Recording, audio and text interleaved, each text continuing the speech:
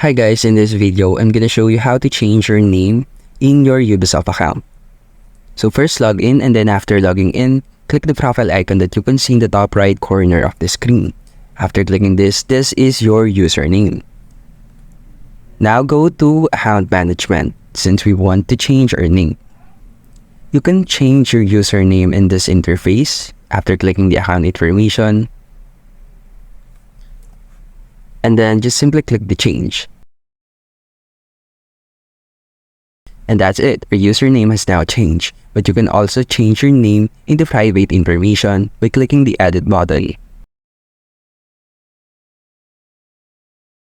Just input your first name and last name and that's it.